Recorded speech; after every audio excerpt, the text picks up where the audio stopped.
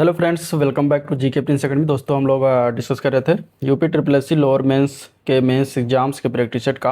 और आज ये उसी का नेक्स्ट प्रैक्टिस सेट है जो कि हम देखने वाले हैं, प्रैक्टिस सेट नंबर 9। इसके पहले 8 प्रैक्टिस सेट हो चुका है। जिन लोगों ने नहीं देखा है वीडियो, चैनल पेज पर जाइए, आपको वहाँ पे वीडियो मिल जाएंगे और आप देख सकते हैं। ठीक है, साथ ही साथ विज्ञान, प्रौद्योगिकी, पर्यावरण और आपदा प्रबंधन से भी वीडियो मैंने अपलोड किया है, तो उसको भी आप देख सकते हैं। आपके एग्जाम्स के लिए बहुत ही हेल्पफुल होगा। चलिए इस वीडियो को स्टार्ट करते हैं। और शुरुआत करने से पहले, अगर आप लोग चैनल पर नए हैं और अभी तक सब्सक्राइब नहीं किया है तो चैनल को सब्सक्राइब करिएगा, साथ ही साथ वीडियो को भी लाइक करते चलिएगा। पहला क्वेश्चन है, बराबर और नागार्जुनी गुफा किस वंश से संबंधित है? ठीक है, बराबर और नागार्जुनी जो गुफा है किस वंश से संबंधित है, ये क्वेश्चन है पहला। और 5 ऑप्शन यहाँ पे दिए गए हैं, आपको बताना है इसमें से क्या आंसर हो जाएगा। करेक्ट आंसर है बी ऑप्शन, ये मौर्य वंश से रिलेटेड है। बराबर और नागार्जुनी जो गुफा है, और ये कहाँ पर स्थित है?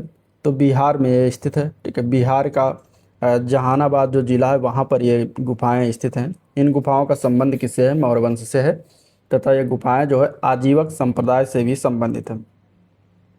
ये जो बराबर की गुफा है ये अशोक के द्वारा, और जो नागार्जुन की गुफा है ये जो है अशोक के पुत्र दशरथ के द्वारा बनवाया गया था।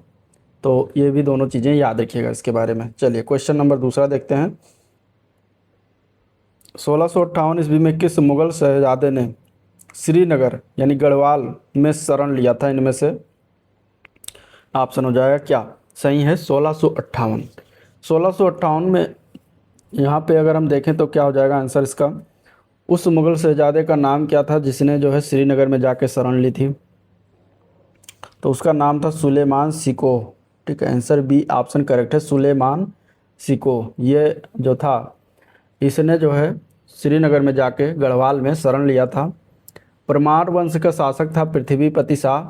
उसने जो है दारा सिको का पुत्र था ये सुलेमान सिको को अपने यहाँ आश्रय दिया था। ठीक है, तो आंसर यहाँ पे बी हो जाएगा। और बाद में फिर पृथ्वी शाह का जो पुत्र था, पृथ्वीपति शाह का जो पुत्र था मेदिनी शाह, उसने क्या किया?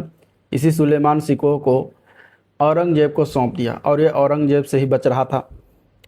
तो यहाँ पे आंसर बी हो जाएगा, याद रखिएगा। नेक्स्ट क्वेश्चन, क्वेश्चन नंबर 3, निम्नलिखित में से किस समाज सुधारक ने विधवा पुनर्विवाह के लिए पश्चिमी भारत में सक्रिय भूमिका अदा की थी?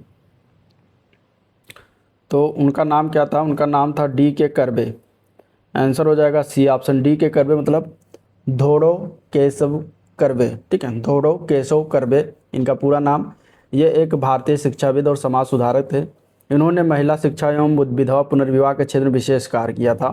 1893 में इन्होंने समाज में विधवाओं की स्थिति सुधारने के लिए विधवा विवाह प्रतिबंध निवारक मंडली की स्थापना किया था। तो आंसर सी ऑप्शन राइट है। नेक्स्ट क्वेश्चन, निम्नलिखित में से कौन आज़ाद हिंद फौज से संबंधित नहीं था? इनमें से बीसी दत्त, राशि अली, पीके सहगल, शाह नवाज।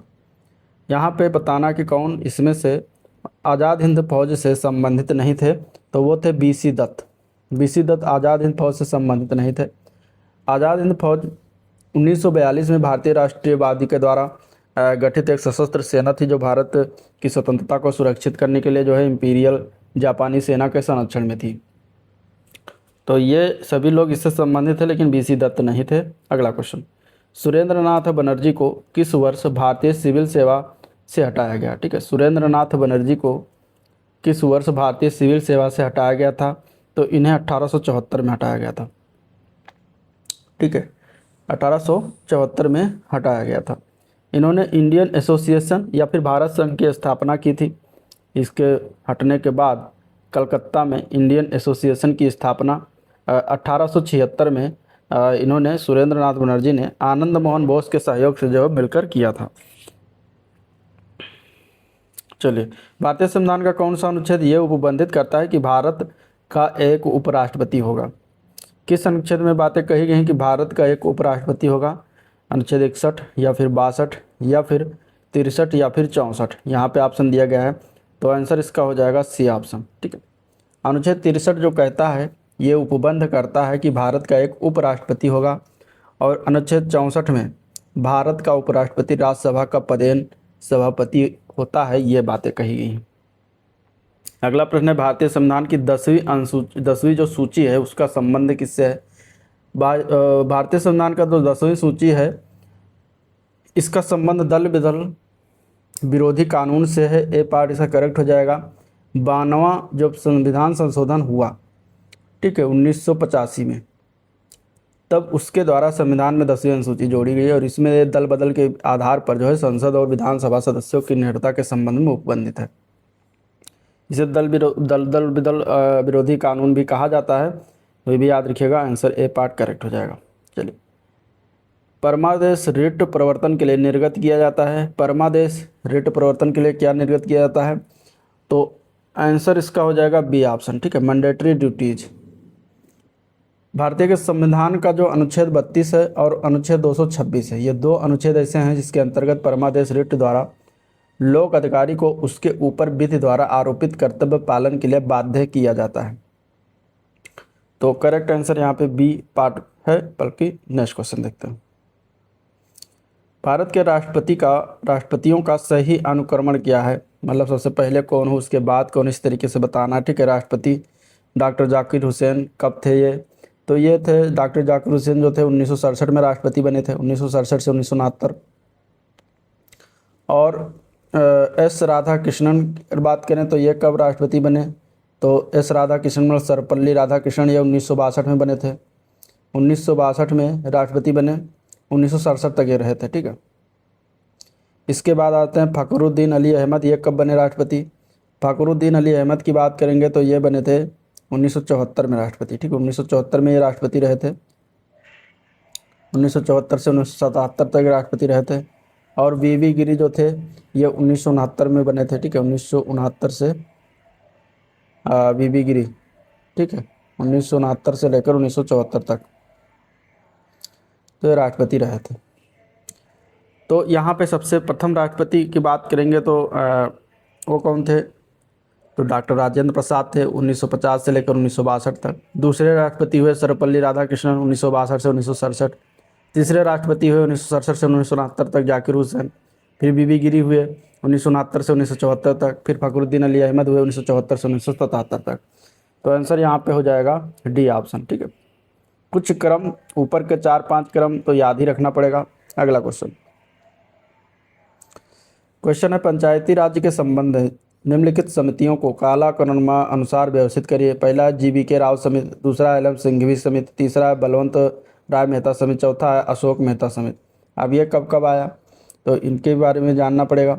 GV राव समिति की बात करेंगे तो ये 1985 में गठित हुआ, 1985 में आया था, ठीक है। LM सिंघवी समिति की बात करेंगे 1986 में आया। इसके बाद बलवंत राय मेहता समिति की बात करते हैं, बलवंत राय मेहता समिति 1957 में आया।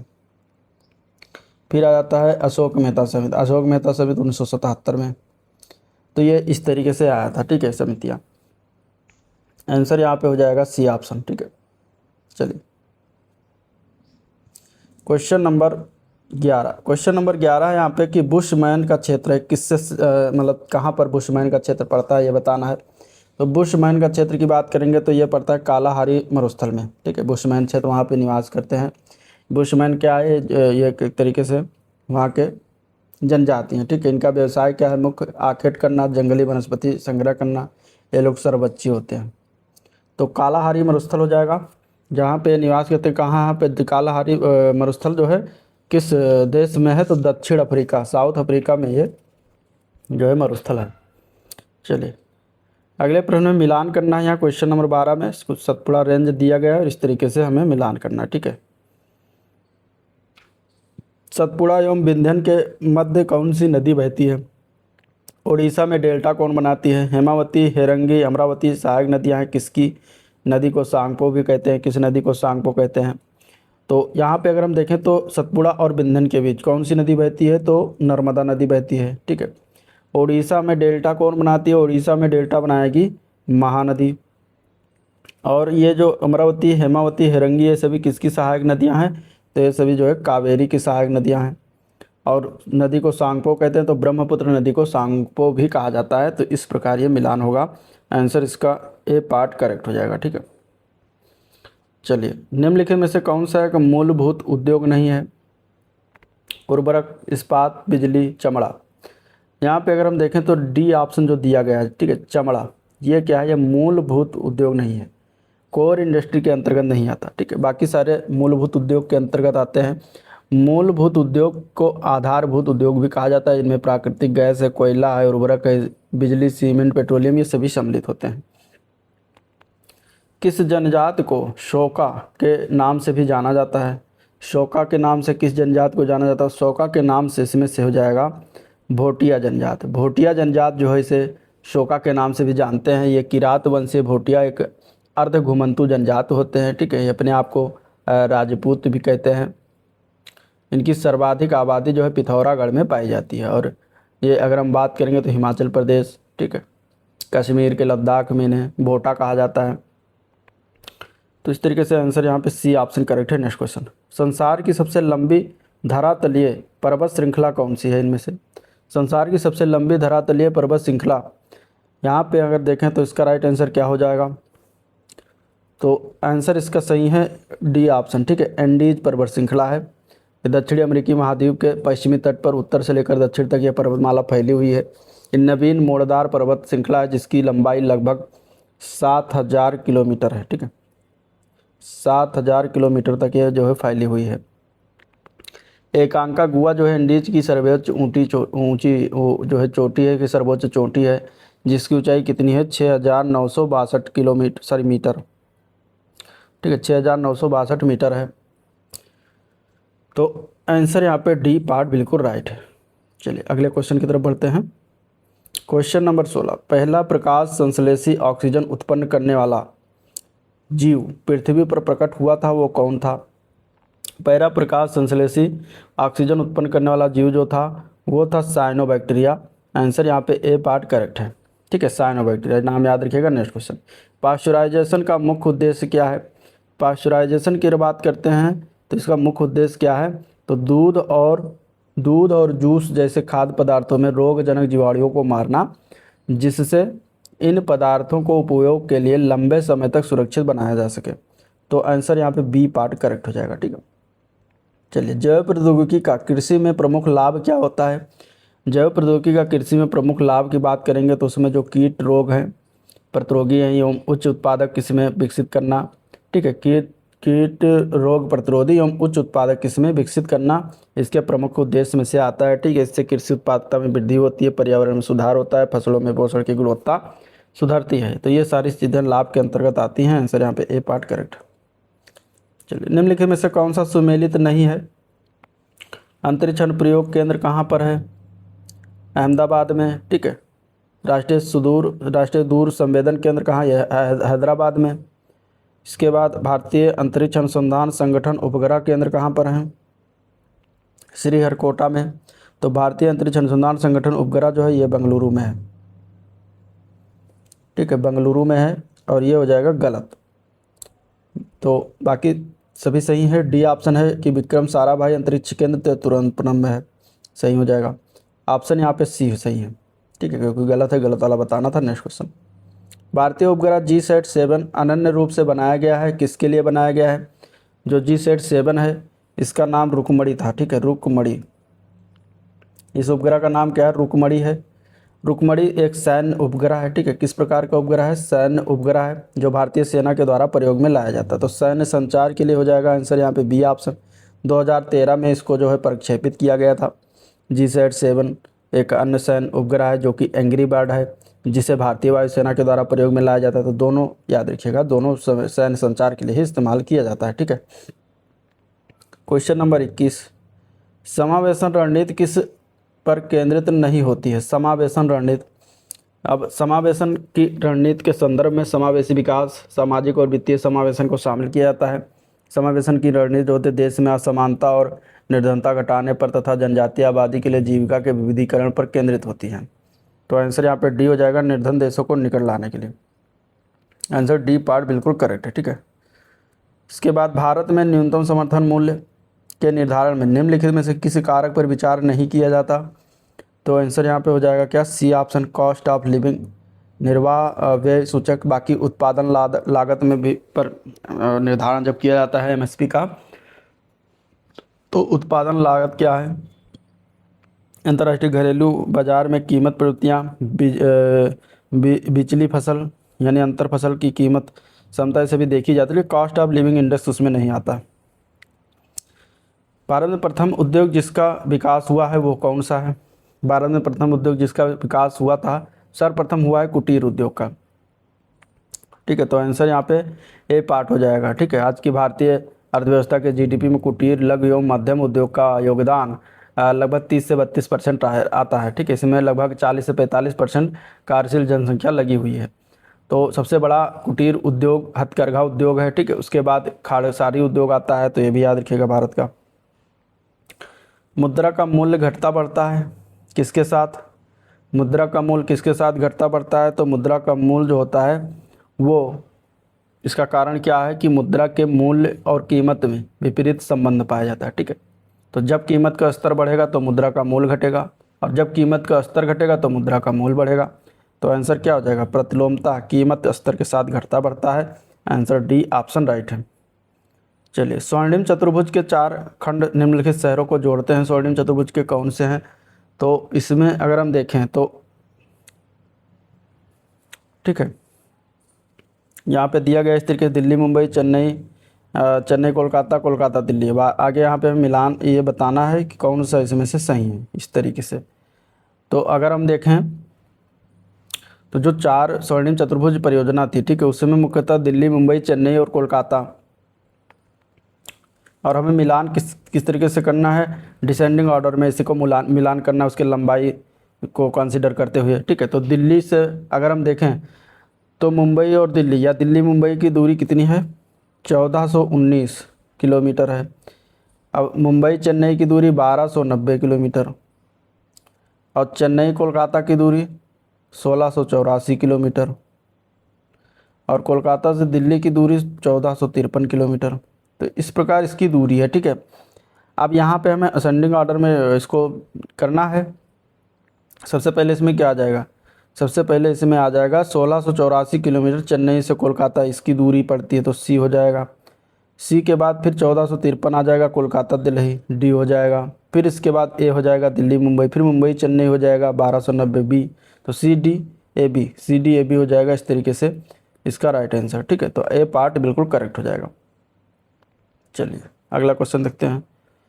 Ecosystem assessment, millennium ecosystem assessment पारिस्थितिक तंत्र की सेवाओं के निम्नलिखित प्रमुख वर्गों का वर्णन करता है। व्यवस्था, समर्थन, नियंत्रण, संरक्षण और सांस्कृतिक। निम्नलिखित में से कौन सी एक समर्थन सेवा है इसमें से? तो क्वेश्चन 26 के अगर हम आंसर की बात करेंगे तो सी हो जाएगा। ठीक है, पोषक चक्रण और फसल परागण। मिलेनियम इकोसिस्टम असेसमेंट के लिए संयुक्त राष्ट्र संघ के तत्कालीन अध्यक्ष थे कोफी अन्नान। उन्होंने वर्ष 2000 में सम्मेलन बुलाया जिसका मूल उद्देश्य था मानव कल्याण के लिए पारिस्थितिक परिवर्तन का आकलन तथा इसके प्रभाव का अध्ययन करना था। तो उसमें पोषण चक्र और फसल परागण के बारे में बातें कही गई समर्थन, तो यहाँ पे आंसर सी ऑप्शन राइट हो जाएगा। चलिए, जैविक और अजैविक संगठक के मध्य बिचौलिया का कार्य कौन करता है? देखिए, पर्यावरण के 2 प्रमुख घटक हैं, जैविक और अजैविक। ये 2 घटक कौन से हैं? पर्यावरण के प्रमुख घटक हैं। अब इनके बीच जो बिचौलिया है वो काम कौन करता है? तो वो वियोजक करेगा। ठीक है, वियोजक मतलब डीकम्पोजर इसको कहते हैं। तो जैविक संगठन में पादप, मनुष्य समेत जंतु तथा सूक्ष्म जीव सम्मिलित होते हैं। अब जबकि अजैविक संगठन के अंतर्गत स्थल है, वायु है, जल है, ये सभी सम्मिलित होते हैं। और पर्यावरण जो पारिस्थितिकी तंत्र है वो किससे बनता है? जैविक और अजैविक घटकों के संयोजन से मिलता है। और इन दोनों के बीच बिचौलिया का काम कौन करता है? डीकम्पोजर करता है। तो आंसर बी ऑप्शन राइट हो जाएगा। चलिए अगला क्वेश्चन है, एक सींग वाला गैंडा निम्नलिखित में से किन प्रदेशों में पाया जाता है? एक सींग वाला गैंडा, यहाँ पे अगर हम देखें तो आंसर इसका क्या हो जाएगा?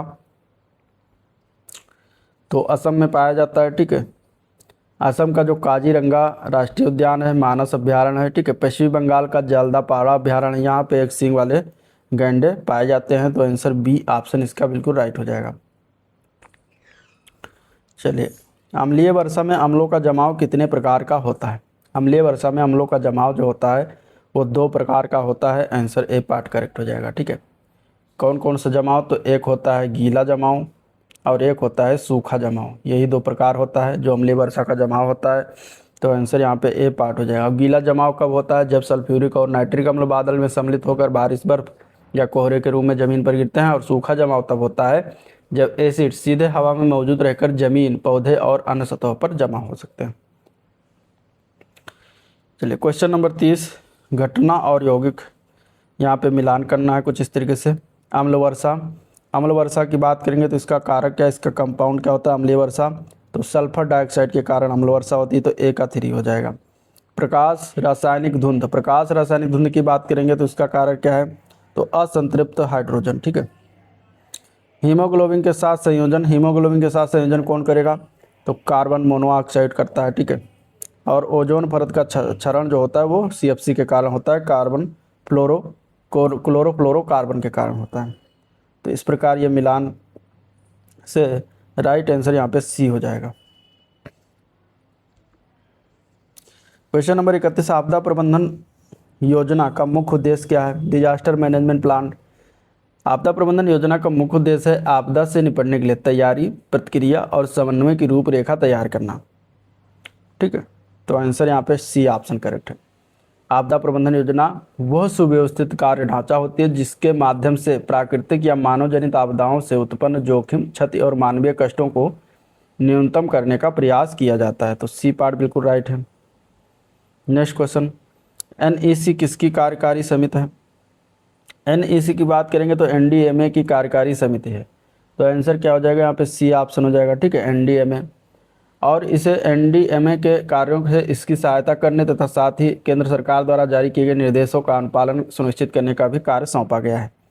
सी ऑप्शन बिल्कुल राइट है। नेक्स्ट क्वेश्चन, UNO द्वारा विश्व प्राकृतिक विपदा निवारण दशक किस दशक को घोषित किया गया था? तो 1990 टू 2000 को घोषित किया गया था। तो सी पार्ट बिल्कुल राइट हो जाएगा। अगला क्वेश्चन है 34 नंबर क्वेश्चन है, निम्नलिखित में से किस कार्य से पारिस्थितिक संतुलन बिगड़ता है? तो पारिस्थितिक संतुलन जो होता है लकड़ी काटना, तो यही हो जाएगा। ठीक है, इससे क्या होगा? लकड़ी काटेंगे, वन काटेंगे, पेड़ काटेंगे तो पारिस्थितिक संतुलन बिगड़ेगा। जबकि सामाजिक वानिकी करना, वन महोत्सव मनाना, वनारोपण करना, ये सभी जो है क्या है, संतुलन को बनाए रखने में सहायता करते हैं, लेकिन लकड़ी काटना नहीं। तो ए पार्ट राइट है। गंगा डॉल्फिन सेंचुरी स्थित है कहाँ पर? गंगा डॉल्फिन सेंचुरी की बात करें तो यहाँ पे हो जाएगा इसका ए ऑप्शन। ठीक है, सुल्तानगंज में स्थित है। आंसर ए पार्ट बिल्कुल राइट हो जाएगा। सुल्तानगंज कहाँ पड़ता है? सुल्तानगंज में पड़ता है। ठीक है।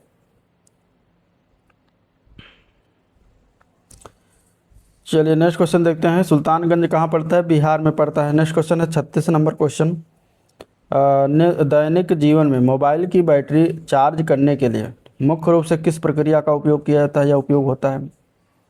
तो 36 नंबर क्वेश्चन हो जाएगा बी ऑप्शन। ठीक है, विद्युत ऊर्जा को रासायनिक ऊर्जा में बदलना। आंसर बी पार्ट बिल्कुल करेक्ट हो जाएगा। भारत का पहला स्वदेशी विमान वाहक पोत कौन सा इनमें से? भारत का पहला स्वदेशी विमान वाहक पोत की बात करेंगे तो आंसर हो जाएगा A option, Vikrant, INS Vikrant. ठीक है, ये पहला स्वदेशी विमान वाहक पोत है जिसे सितंबर 2022 में कोच्चि में प्रधानमंत्री द्वारा भारतीय नौसेना में कमीशन किया गया।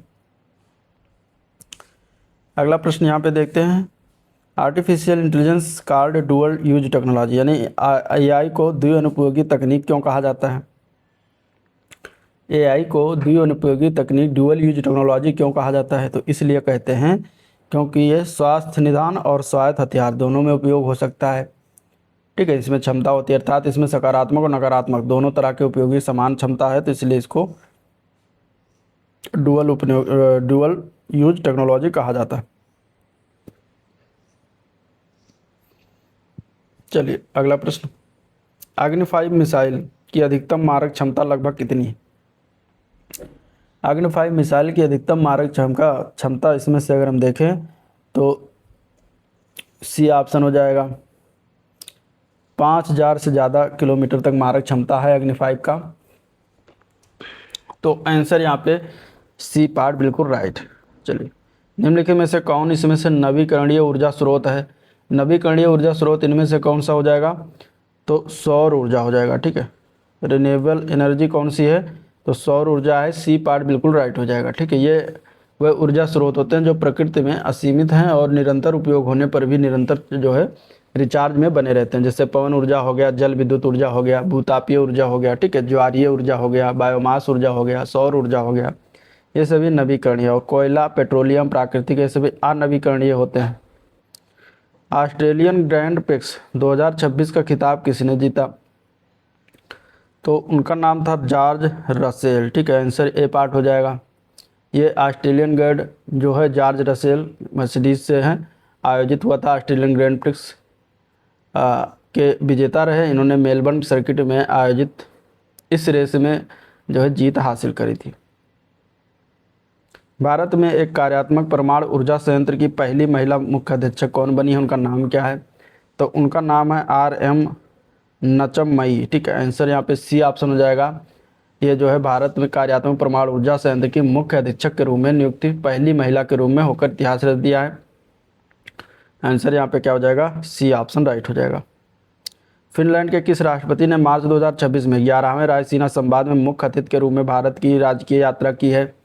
तो फिनलैंड के राष्ट्रपति का नाम क्या है अभी वर्तमान में? तो उनका नाम है अलेक्जेंडर स्टब। ठीक है, ये आए थे। आंसर यहाँ पे डी ऑप्शन हो जाएगा। ठीक है, अलेक्जेंडर स्टब। सुप्रीम कोर्ट ने किसके मामले में पहली बार निष्क्रिय इच्छा मृत्यु की अनुमति दी? तो ये जो हुआ था सुप्रीम कोर्ट के द्वारा, तो एक थे हरीश राणा। ठीक है, आंसर यहाँ पे हो जाएगा ए ऑप्शन। हरीश राणा जो थे, हरीश राणा बनाम यूनियन ऑफ इंडिया मामले में 2026 का ही मामला है। ठीक है, और इसमें जीवन रक्षक प्रणाली को हटाने की अनुमति देकर निष्क्रिय इच्छा मृत्यु की अनुमति दी थी, जो गरिमा के साथ मरने के अधिकार को मान्यता देने वाले 2008 के कॉमन कॉज के फैसले का पहला अनुप्रयोग है। तो आंसर ए पार्ट करेक्ट हो जाएगा। अगला क्वेश्चन देखते हैं। किसने भारतीय राज्यों के राजकोषीय प्रदर्शन का मूल्यांकन करने के लिए राजकोषीय स्वास्थ्य सूचकांक 2026 का दूसरा संस्करण जारी किया है? तो यह जारी किया गया नीति आयोग के द्वारा। आंसर यहाँ पे बी ऑप्शन इसका करेक्ट हो जाएगा, नीति आयोग। ठीक है, अब देखेंगे हिंदी के क्वेश्चन। अधिसूचना के संदर्भ में कौन सा कथन इसमें से गलत है? ठीक है, अधिसूचना क्या है उसके बारे में जो 4 कथन दिए गए, इनमें से कौन सा कथन इसके बारे में गलत बता रहा है? तो पहला इसमें ऑप्शन दिया गया है सामान्यतः यह गजट में प्रकाशित होता है, तो अधिसूचना गजट में ही प्रकाशित होता है, तो ये तो सही हो जाएगा। फिर इसमें प्रेषक का उल्लेख होता है, ये गलत हो जाएगा क्योंकि इसमें प्रेषक का उल्लेख नहीं होता। ये राष्ट्रपति अथवा राज्यपाल की ओर से जारी की गई मानी जाती है, बिल्कुल सही। इसे विज्ञप्ति भी कहा जाता है, भी सही। तो बी ऑप्शन गलत हो जाएगा। निम्नलिखित में से चा वर्ण का उच्चारण स्थान बताना। चा वर्ण मतलब चा छा जा झा इयाँ, ये चा वर्ण है। तो चा छा जा झा इयाँ जो है ये तालव्य है, तालव्य के अंतर्गत आता है। ठीक है, क ख ग घ अंगा ये कंठ हो जाता है, का वर्ग। और मूर्धन्य में कौन सा जाते हैं? टा वर्ग आता है, टा वर्ग, ट ठ ड ढाड़ा। ठीक है, और दंत में आ जाता है आपका ता वर्ग, ता था द धना। तो बी पार्ट हो जाएगा। Next question. जिस समास में पूर्व पद गौड़ और उत्तर पद प्रधान हो उसे कौन सा समास कहते हैं? समास की परिभाषा आपको जरूर याद रखना है क्योंकि इस तरीके से क्वेश्चन बन सकता है। कभी इसके उदाहरण पूछ लिया जाता है, कभी इसका परिभाषा पूछ लिया जाता है। आंसर हो जाएगा यहाँ पे डी ऑप्शन। ये तत्पुरुष समास की बातें कर रहा है। आंसर क्या हो जाएगा? डी ऑप्शन करेक्ट हो जाएगा। ठीक है, चलिए। राकेश, रमेश, सीता, श्याम हिंदुस्तान में कौन सी संज्ञा है? ठीक है, ये सभी नाम ही है, तो नाम जो होते हैं वो क्या हो जाता है? ये व्यक्तिवाचक संज्ञा के अंतर्गत होता है। आंसर यहाँ पे सी ऑप्शन हो जाएगा। Next question. निम्नलिखित में से शब्दों में से किसकी वर्तनी शुद्ध है? इसमें से शुद्ध रूप से लिखा हुआ इसमें से कौन सा है? तो यहाँ पे आंसर हो जाएगा ए ऑप्शन। ठीक है, संन्यास शुद्ध रूप से लिखा हुआ है, बाकी सारे गलत लिखे हुए कहीं ना कहीं। प्रत्युपकार न होकर यहाँ पे छोटा या पे छोटाऊ की मात्रा होनी चाहिए। ठीक है, कैलाश गलत है, कैलाश ये इस तरीके से लिखा जाता है, ये सही है। दुरावस्था नहीं होता, दुरावस्था होता, दुरावस्था। चलिए, निम्नलिखित में से बताना वाक्यों में सरल वाक्य ज्ञात कीजिए। इसमें से कौन सा सरल वाक्य है?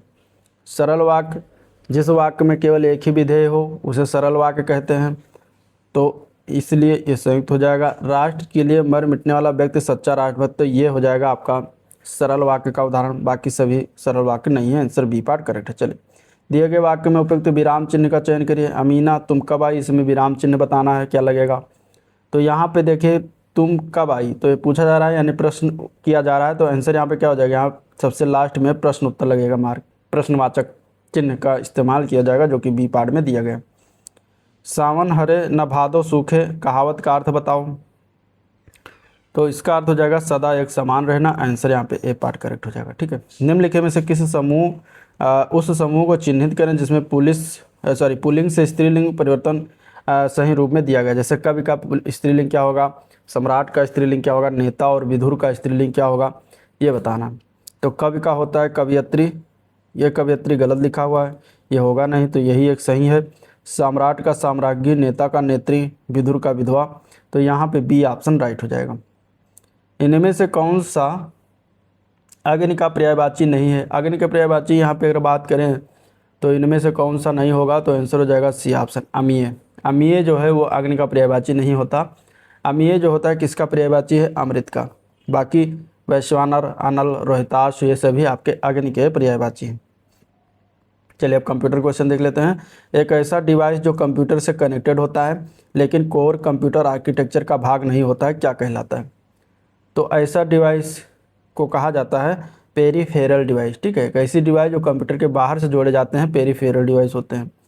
ठीक है, तो आंसर यहाँ पे सी आप समझ जाएगा। कौन कौन से डिवाइस होते हैं जो बाहर से जुड़ते हैं? जैसे प्रिंटर हो गया, माउस है, कीबोर्ड है, तो आंसर यहाँ पे सी पार्ट राइट हो जाएगा। चलिए, नेटवर्क पर अन्य कंप्यूटर, वो कंप्यूटर जो किसी नेटवर्क पर अन्य कंप्यूटरों को संसाधन प्रदान करता है उसे निम्न में से किस नाम से जाना जाता है? तो उसको हम कहते हैं सर्वर। सर्वर एक प्रकार का कंप्यूटर सेवा होता है जो किसी नेटवर्क पर उपस्थित अन्य कंप्यूटर का संसाधन प्रदान करता है, तो आंसर बी पार्ट राइट है। चलिए, क्लाउड प्रबंधन सॉफ्टवेयर को समर्थन की आवश्यकता है किसकी? तो वो होता है फिजिकल यानी कि भौतिक मशीन और आभासी यानी वर्चुअल मशीन, इन दोनों को की आवश्यकता होती है प्रबंधन के लिए, तो क्लाउड प्रबंधन में। तो आंसर यहाँ पे सी पार्ट बिल्कुल राइट हो जाएगा। ठीक है, निम्नलिखित में से कौन सा प्रोग्रामिंग भाषा प्रोलाग का निःशुल्क कार्यान्वयन है इनमें से? तो वो है SWI प्रोलाग, आंसर डी पार्ट बिल्कुल राइट हो जाएगा। ठीक है, चलिए, साटा का संक्षिप्त नाम, साटा का पूर्ण रूप बताना है। साटा का पूरा नाम होता है सीरियल एडवांस टेक्नोलॉजी अटैचमेंट, यहाँ पे आंसर इसका ए पार्ट बिल्कुल राइट हो जाएगा। ठीक है, जैसे सीरियल आटा भी कहा जाता है, ATAS फॉर सीरियल। कंप्यूटर के सेंट्रल सर्किट बोर्ड और भंडारण डिवाइस के, स्टोरेज डिवाइस के बीच जो है डेटा ट्रांसफ़र करने के लिए एक इंटरफेस होता है, तो ए पार्ट राइट हो जाएगा। कंप्यूटर सहायक शल्यक यानी सर्जिकल प्रक्रियाओं को और क्या कहा जाता है? कंप्यूटर एडेड सर्जिकल प्रोसीजर जो है प्रोसीजर, उसको और क्या कहा जाता है? उसको कहते हैं जो है रोबोटिक सर्जिकल सिस्टम। आंसर यहाँ पे बी पार्ट करेक्ट हो जाएगा। ठीक है, कैश का फुल फॉर्म क्या है? Conditional access system. ठीक है, तो बी पार्ट इसका राइट हो जाएगा, conditional access system. Next question देखते हैं। तो FTP का फुल फॉर्म क्या है?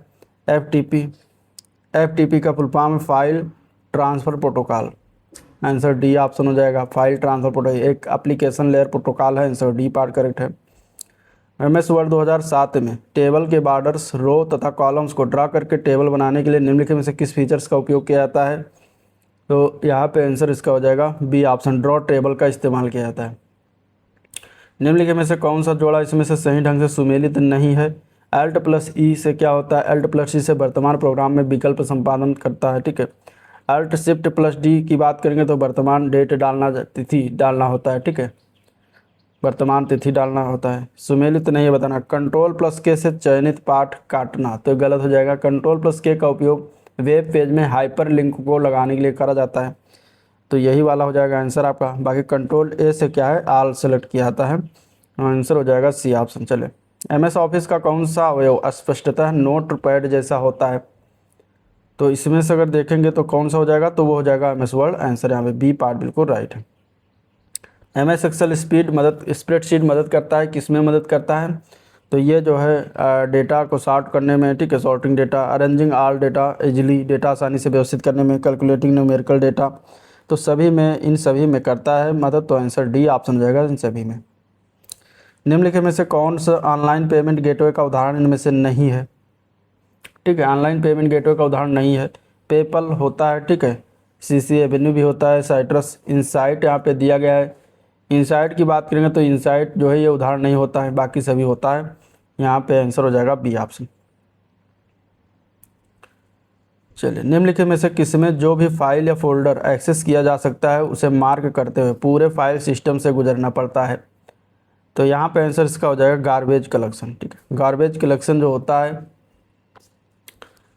ये किसी फाइल या फोल्डर जिसे एक्सेस किया जा सके उसे मार्क करते हुए पूरे फाइल सिस्टम से जो गुजारने की प्रक्रिया होती है उसको कहा जाता है गार्बेज सिलेक्शन कलेक्शन। ठीक है, तो आंसर यहाँ पे बी ऑप्शन इसका बिल्कुल राइट है।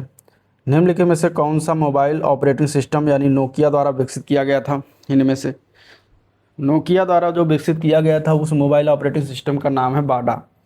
आंसर यहाँ पे पहला इसका सही हो जाएगा कि एंड्रॉयड ऑपरेटिंग सिस्टम जो है ये किसके द्वारा विकसित किया गया है? तो गूगल के द्वारा। तो आंसर जो है केवल एक डी ऑप्शन बिल्कुल राइट।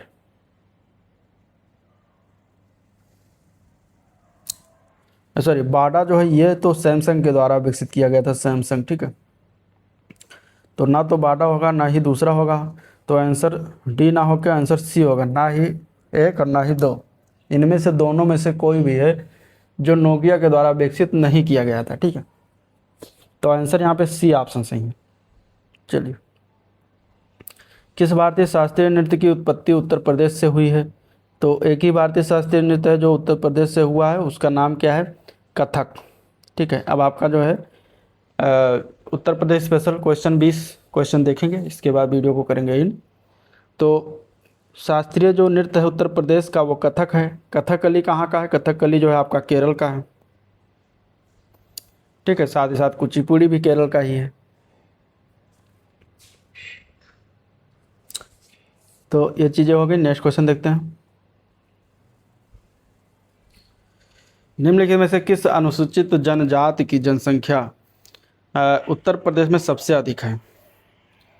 कौन सा अनुसूचित जनजाति की जनसंख्या उत्तर प्रदेश में सबसे अधिक है? तो वो इसमें से हो जाएगा थारू। थारुओं की जनसंख्या जो है सबसे ज़्यादा उत्तर प्रदेश में है। कुल जनजातियों की संख्या अगर बात करेंगे तो उत्तर प्रदेश में 1.09% है। 2011 की जनगणना के अनुसार अनुसूचित जनजातियों के प्रतिशत की बात करेंगे तो आंसर क्या हो जाएगा? ये भारत का है। ठीक है, ये भारत का है। भारत में 1.09% पाई जाती हैं भारत के संदर्भ में उत्तर प्रदेश में।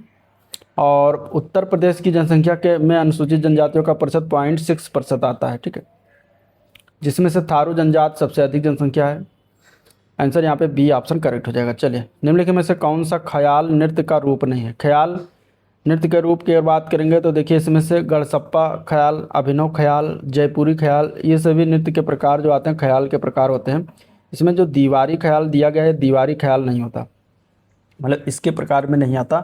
तो आंसर यहाँ पे क्या हो जाएगा? ए पार्ट बिल्कुल राइट हो जाएगा। चलिए, उत्तर प्रदेश के 28 जिलों से होकर कौन सी नदी बहती है? उत्तर प्रदेश के 28 जिलों से होकर बहने वाली नदी का नाम क्या है? तो वो नदी है गंगा नदी। आंसर यहाँ पे बी ऑप्शन करेक्ट हो जाएगा। ठीक है, गंगा नदी। चलिए, नेक्स्ट क्वेश्चन। राजा हर्षवर्धन जिन्होंने लगभग 606 से लेकर 647 ईस्वी तक शासन किया, इनकी राजधानी निम्नलिखित में से किस स्थान पर थी? हर्षवर्धन की राजधानी जो थी ये कहाँ पर थी? कन्नौज में थी, कारनिकुब्ज जिसका पुराना नाम। तो आंसर यहाँ पे सी ऑप्शन करेक्ट हो जाएगा, जिसे महोदयश्री के नाम से भी कन्नौज को जाना जाता है। हर्षवर्धन जो था पुष्यभूम वंश का प्रमुख शासक था। ठीक है, 643 में इसने अपनी राजधानी कन्नौज में महान धार्मिक एवं सभा का आयोजन भी किया था। तो ये चीज़ें याद रखिएगा, सी ऑप्शन करेक्ट हो जाएगा।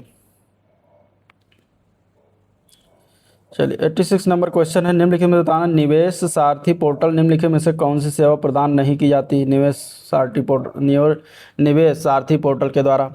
तो निवेश सारथी पोर्टल के द्वारा निवेश आशय दाखिल करना, समझौता ज्ञापन पर हस्ताक्षर करने की व्यवस्था ये प्रदान किया जाता है।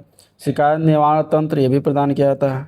उद्योगों के लिए भूमि आवंटित करना, तो ये जो है इसके द्वारा नहीं प्रदान किया जाता है। तो यहाँ पे हो जाएगा सी ऑप्शन। ठीक है, नवंबर 2022 में उत्तर प्रदेश सरकार के द्वारा शुरू किया गया निवेश सारथी पोर्टल जो है ये बैठक प्रबंधन मॉड्यूल ये सभी चीज़ें करती है, लेकिन उद्योगों को के लिए भूमि का आवंटन करना इसका काम नहीं है।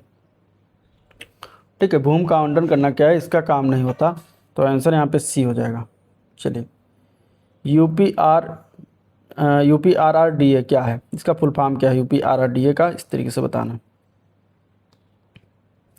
तो इसका फुल फॉर्म हो जाएगा Uttar Pradesh rural roads development agency. Answer यहाँ पे डी ऑप्शन इसका करेक्ट हो जाएगा। ठीक है, डी ऑप्शन इसका करेक्ट हो जाएगा। चलिए, अगला क्वेश्चन देखते हैं। 88 नंबर क्वेश्चन है, मध्यकालीन भारत के प्रसिद्ध सूफी संत का नाम बताइए जो उत्तर प्रदेश के थे और उन्होंने आखिरी कलाम और पद्मावत की रचना की। तो उनका नाम क्या था? तो वो थे मलिक मोहम्मद जायसी। ठीक है, पद्मावत की रचना इन्हीं के द्वारा, आखिरी कलाम की भी रचना इन्होंने किया था, मलिक मोहम्मद जायसी, जो कि उत्तर प्रदेश के स्थित अमेठी, अमेठी के निकट एक जायस के रहने वाले थे। ठीक है, तो इनकी रचनाओं में अखरावट, पद्मावट और आखिरी कलाम, इनकी रचनाएं जरूर याद रखिएगा। उत्तर प्रदेश की अर्थव्यवस्था किस पर आधारित है? उत्तर प्रदेश की अर्थव्यवस्था जो है वो एग्रीकल्चर पर आधारित है, कृषि पर आधारित है, तो बी पार्ट बिल्कुल राइट हो जाएगा। ठीक है, चलिए नेक्स्ट क्वेश्चन। निम्नलिखित में से किस जानवर की रक्षा के लिए हस्तिनापुर वन्यजीव अभ्यारण्य की स्थापना 1986 में किया गया था? तो हस्तिनापुर वन्यजीव अभ्यारण्य कहाँ है? मेरठ जिले में स्थित है। मेरठ के आसपास क्षेत्रों को 1986 में स्थापना किया गया था इसे दलदली हिरण के संरक्षण के उद्देश्य से। तो दलदली हिरण के संरक्षण के उद्देश्य से इसे बारहसिंगा भी कहा जाता है। तो आंसर यहाँ पे बी ऑप्शन इसका करेक्ट हो जाएगा। ठीक है, चलिए अगला प्रश्न है, किस एक्सप्रेसवे को देश का सबसे लंबा ग्रीनफील्ड एक्सप्रेसवे कहा जाता है? तो ग्रीनफील्ड एक्सप्रेसवे कहा जाएगा, इसमें से वो होगा आगरा लखनऊ एक्सप्रेसवे। आंसर यहाँ पे सी ऑप्शन हो जाएगा। ठीक है,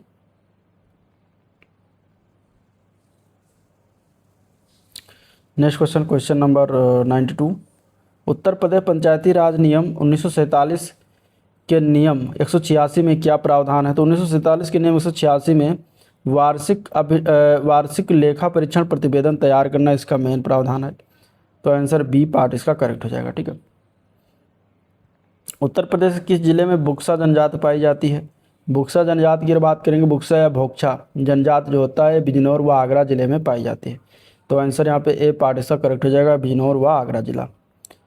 मधुर स्वप्न के लेखक कौन थे? मधुर स्वप्न के लेखक उनका नाम क्या उस लेखक का? तो राहुल सांकृत्यायन नाम मधुर स्वप्न के लेखक हैं। ठीक है, नेक्स्ट क्वेश्चन, आगरा जिले के बारे में, आगरा किले के बारे में बात करने में कौन सा कथन सही है? ठीक है, आगरा किला, आगरा किला जो है दिया गया है कि अकबर ने इसका निर्माण शुरू करवाया। बिल्कुल आंसर ए पार्ट हो जाएगा, अकबर ने इसका निर्माण करवाया, सही है। इसके अलावा इसका निर्माण वास्तुकार अब्दुल खान की देखरेख में हुआ था। तो ये गलत हो जाएगा, क्योंकि ये अब्दुल खान की देखरेख में नहीं हुआ था, इसने खुद अपना अकबर स्वयं ही जो है देखरेख करवाया था। तो ये गलत हो जाएगा। यहाँ यमुना नदी के तट पर ये स्थित है, सही है। तो ए व सी सही है, बाकी बी गलत है, क्योंकि ये खुद देखरेख करता था। आंसर यहाँ पे सी हो जाएगा। ठीक है, चलिए अगला क्वेश्चन 96 नंबर क्वेश्चन है, यहाँ पे दिया गया है, उत्तर प्रदेश में पिछड़ा क्षेत्र अनुदान निधि के कार्यान्वयन की देखरेख और मौजूदा विकास कार्यक्रमों के साथ इसके अभिसरण को सुनिश्चित करने के लिए कौन सी सरकारी निकाय मंत्रालय इसके लिए उत्तरदायी होती है? तो इसके लिए जो है पंचायती राज मंत्रालय और राज्य योजना आयोग उत्तरदायी होता है। ठीक है, पंचायती राज मंत्रालय और राज्य योजना आयोग। तो आंसर बी पार्ट बिल्कुल राइट हो जाएगा। चलिए नेक्स्ट क्वेश्चन है, मैथिली शरण गुप्त के बारे में कौन सा कथन इसमें से सही है?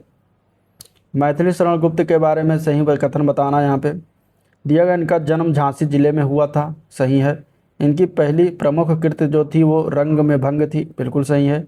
रविंद्रनाथ टैगोर ने इन्हें राष्ट्र कवि की उपाधि दी थी, गलत हो जाएगा। ठीक है, राष्ट्र कवि की उपाधि जो है महात्मा गांधी के द्वारा दिया गया था, ना कि रविंद्रनाथ टैगोर के द्वारा। तो इस प्रकार ये सी गलत हो जाएगा, बाकी दोनों सही हैं। तो आंसर हो जाएगा ए ऑप्शन। क्वेश्चन नंबर 98 है, शामली की सीमाएं निम्नलिखित में से किस राज्य से लगती हैं? शामली की सीमाओं की अगर बात करेंगे तो यहाँ पे हो जाएगा हरियाणा। हरियाणा राज्य से इसमें से लगती है। हरियाणा राज्य से उत्तर प्रदेश को 6 जो है जिले सीमाएं टच करती हैं, सहारनपुर, शामली, बागपत, गौतम बुद्ध नगर, अलीगढ़ और मथुरा। ठीक है, आगरा और मथुरा की सीमा राजस्थान में, गाजियाबाद और गौतम बुद्ध नगर जिले की सीमा जो है दिल्ली में लगती है। उत्तर प्रदेश का निम्नलिखित में से कौन सा जिला ताला उद्योग के लिए प्रसिद्ध है? ताला उद्योग के लिए तो आंसर क्या है? D option. ठीक है, ताला नगरी किसको कहते हैं? अलीगढ़ कहते हैं। अलीगढ़ का पुराना नाम कोल अथवा कोयल, ये भी याद रखिएगा, कोयल। तो ये पुराना नाम है अलीगढ़ का, जो कि ताला नगरी के नाम से प्रसिद्ध है। अलीगढ़ मंडल बना, सबसे नवीनतम मंडल है, 18वां मंडल 2008 में बनाया गया था। ठीक है, सबसे नवीनतम मंडल, तो ये भी पूछ लिया जाता है। अलीगढ़ मंडल के अंतर्गत अगर देखें तो पश्चिमी उत्तर प्रदेश के 4 जिले सम्मिलित हैं इस मंडल में। अलीगढ़, एटा, हाथरस और कासगंज आते हैं। ठीक है, और अलीगढ़ में ही सबसे छोटा पक्षी विहार शेखा झील पक्षी विहार स्थित है, ये भी ध्यान में रखिएगा। नेक्स्ट क्वेश्चन, निम्नलिखित में से कौन सा शहर एल्युमिनियम के उत्पादन का प्रमुख केंद्र है? तो एल्युमिनियम के उत्पादन के लिए प्रमुख केंद्र इसमें से हो जाएगा रेणुकूट। ठीक है, रेणुकूट का नाम सुना होगा, सोनभद्र जिले में पड़ता है। तो सोनभद्र जिला का रेणुकूट जो है एल्युमिनियम उत्पादन का प्रमुख केंद्र है। आदित्य बिरला ग्रुप का हिंडाल्को इंडस्ट्री जहाँ पर स्थित है, एल्युमिनियम का उत्पादन करती है। तो आंसर बी ऑप्शन इसका राइट हो जाएगा। तो ये था ओवरऑल वीडियो जिसको हम लोगों ने देखा, जिससे कि अगर पसंद आया तो लाइक करिए, चैनल को सब्सक्राइब नहीं किया अभी तक तो सब्सक्राइब करिएगा, साथ ही साथ वीडियो को शेयर भी कीजिएगा। ठीक है, और आज का वीडियो प्रिंट करते हैं, मिलते हैं नेक्स्ट वीडियो में, तब तक के लिए थैंक यू।